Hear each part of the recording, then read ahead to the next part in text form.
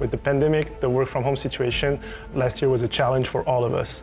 This being said, I'm really proud of the work that the whole development team across the world has been doing on Siege. We've brought amazing content during year 5 and hope the players really enjoyed what we brought. Starting in year 6, season 1, what we're going to be doing is having the operator inside of the battle pass as the first reward alongside its exclusive headgear and uniform that usually was in the year pass. Along with that, we're extending the period going from 1 week of early access to 2 weeks, and this 2 weeks period is going to be tied all of this at the same price for the battle pass. So during year 6, we're going to have our new operators, obviously, every season. These new operators, as I said, are going to be in the battle pass. In season 1, we'll be going into Argentina.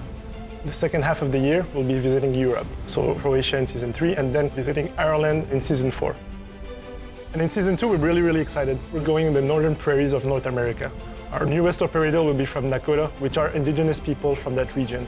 Also, along the year, we'll be shipping our usual map reworks. So in season 1, we're going to be starting with Border. We want to make it even more competitive than it is today. Season 2, after the house rework that we done last year, we want to do another casual rework. What this means is that we're going to be going and heading into Favela. In season 3, we're going to be trying something different. Instead of having one big map rework, we're going to be doing small reworks on multiple maps. And in season 4, we're actually going to go back to Outback. As always, we're going to be having our seasonal event every season. Alongside, we're going to have arcade playlist, so small gameplay laboratory. We're going to be trying new things, so look out for those. During the year, we're also going to be bringing core gameplay features and content in the game. We really want to use the test server to iterate on those, and once it's ready, ship it on live. The quality of service that we're bringing to the players is of the utmost importance for us, and we really want to keep focusing on this and make improvement into the connectivity and DDoS issues that we had for the past years. We're changing a bit how we're going to use the TS. We're going to push things that are far from over, and where we need feedbacks as early as possible to adjust things in advance. So it's very possible, for instance, that you see some very big gameplay systems land in the TS, but not come in the live version of the game before at least 2 more seasons, because we want to take the time to adjust them based on feedbacks. I think we have 2 major opportunities and way of improvements during the next year. I think the first one is going to be less downtime.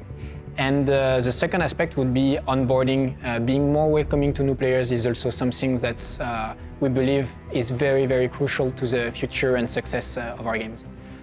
We want the game to be really nice to play and nice to watch, especially when it comes to downtimes. When you play the game, I think there are moments where it's really tense and you feel like you're really pulled into the action, and that's mostly during the action phase. But during other phases, like the planning phase, the prep phase, or everything that happens after you die during a round, it feels like very often you don't have not that much that can really influence the outcome of the round. So the general idea is that we want the players to be able to have a clearer impact on how the round is going to end. Whether during the planning phase or even during the prep phase and the activities after this. The imbalance in favor of defenders has become an issue. It's really hard to attack in the current metagame. The metagame itself is evolving, but we want to try to attack the issue on a deeper level. And we're going to take the opportunity because we're already working on big gameplay changes, big system changes like the attackers repeat.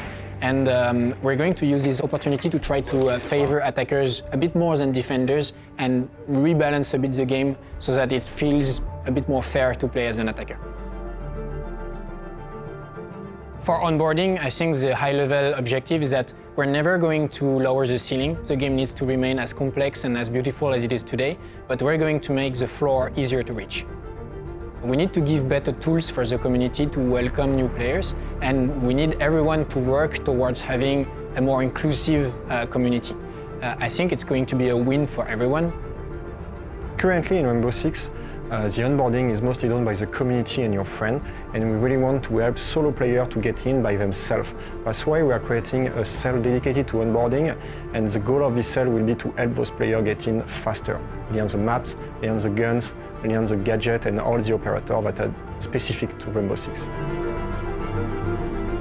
So rank is currently our most competitive aspect of the game that you can play right now, and we really want to improve it. And that's why we are working currently on reworking the ranking system to allow people to really improve season after season and have a better idea of their skill level. So matchmaking, it's a tough subject, of course. The goal is to give all the players the match that are the most fair for everybody. And it works quite well, but sadly, lots of people try to lie to the system, either by creating a new account that we call Smurf, or by trying to derank and fake their skill level. So we are always trying to do small improvement to the matchmaking system to fight this. It's a tough battle, but we are improving every season against that. The reputation system is starting to work in the background for a while now, and the first goal of the reputation system is to feed back to the player his behavior inside the game. So to know if you are a toxic or a good player. And depending on your score, you can expect some sanction or reward, of course. 2020 was definitely a challenge for esports as well. The point system was heavily impacted by last year's situation. We were not able to have global competitions, putting the teams from different regions against each other. So we believe that we have built a very robust and solid system with the point system. We really want to stress test this in 2021. With our learnings from 2020, we're pretty confident that we can make global majors once again this year in 2021. February next year is going to be our World Championship once again. It's the sixth Invitational as well, so a big anniversary event for us, and we're bringing back the event to Montreal, the birthplace of Siege.